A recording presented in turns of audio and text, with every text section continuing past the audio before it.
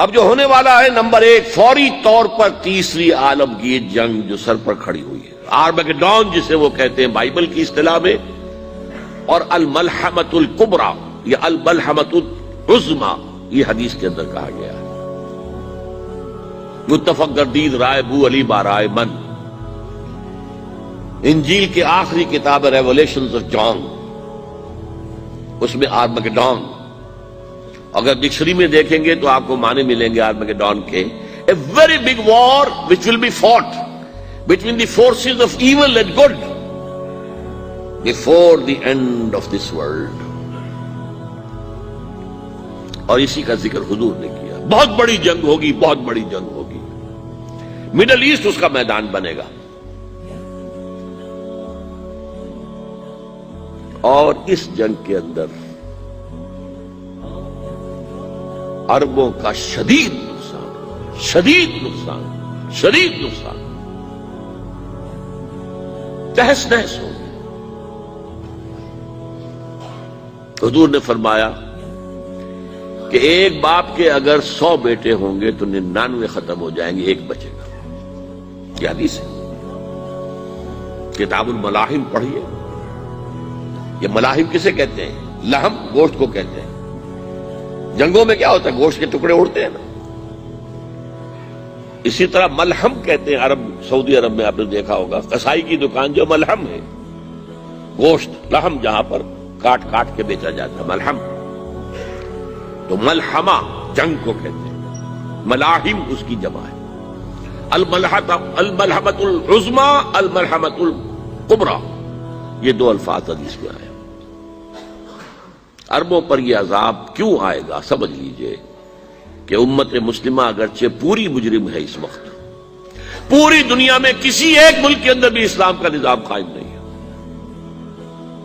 اور اسی لیے ضربت علیہم الذلۃ والمسکنۃ وباؤوا بغضب من اللہ، آج ہم اس عذاب میں مبتلا ہیں۔ میری کتاب موجود ہے اس پر، سابق اور موجودہ مسلمان امتوں کا ماضی، حال اور مستقبل ہے۔ آج کیوں ذلیل کہ کل تک نہ تھی پسند گستاخی فرشتہ ہماری جناب نے، اس کا جواب یہ ہے ان میں سب سے بڑے مجرم عرب ہیں، جن کا جتنا اونچا رتبہ ہوتا ہے اتنا ہی پھر ان کی جرم کی سزا بھی سخت ہوتی ہے۔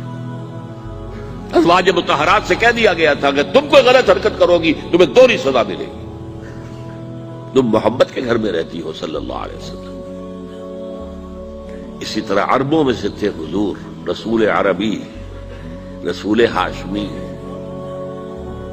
اور نمبر 2 ان کی مادری زبان میں اللہ کا کلام موجود ہے، انہیں اسے سمجھنے کے لیے کوئی مشقت اور محنت نہیں کرنی پڑتی۔ پھر بھی مغربی کولونیل کا بستر جیسے جیسے طے ہونا شروع ہوا اور عرب ممالک آزاد ہونے شروع ہوئے، کسی نے ماسکو کو قبلہ بنا لیا، کسی نے واشنگٹن، اسلام کو کسی نے اپنا قبلہ نہیں بنایا۔ میرے اپنے اندازے میں ہولوکاسٹ جو ہوا تھا پچھلی صدی میں، اس کو 10 سے ضرب دے دیجئے، اتنا بڑا ہولوکاسٹ مڈل ایسٹ میں ہوگا اس ملحمۃ العظمیٰ اور ملحمۃ الکبریٰ کے ذریعے سے۔ بہت برے دن آ رہے ہیں، بہت برے دن آ رہے ہیں، بہت برے دن آ رہے ہیں۔ البتہ اس کے بعد پانسا پلٹے گا۔ اس پانسا پلٹنے کی کیا وجہ ہوگی وہ بھی میں آپ کو بتا دوں۔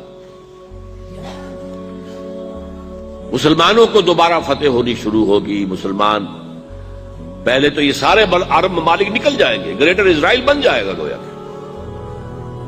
عراق ہے، شام ہے، سعودی عرب میں وہ آ جائیں گے مدینے کے قریب تک، مدینے کے اندر داخل نہیں ہو سکیں گے، وہ اللہ کی طرف سے خاص پروٹیکشن اسے ہوگی، باقی وہ اپنا گریٹر اسرائیل بنا لے گا۔ پھر جو ہے there will be a reversal، اور اس ریورسل میں مسلمان دوبارہ ریگین کریں گے اپنے کھوئے ہوئے علاقوں کو۔ اس میں 3 واقعات کو ذہن میں رکھیے۔ پہلی بات وہ جو میں کہہ چکا ہوں کہ کسی نہ کسی ملک میں، کسی عجمی ملک میں، عربوں پر تو عذاب آ جائے گا، آخری عذاب آئے گا، عجمی مسلمان ملک میں نظری طور پر ایران بھی ہو سکتا ہے، افغانستان، پاکستان، اور کسی درجے میں بھارت، وہاں بھی تو آخر 20 کروڑ مسلمان ہیں۔ لوگ 18 کہہ دیتے ہیں اور وہ 12 بھی کہہ دیتے ہیں کہ 20 یا 25 کروڑ مسلمان بس رہا ہے ہندوستان کے اندر۔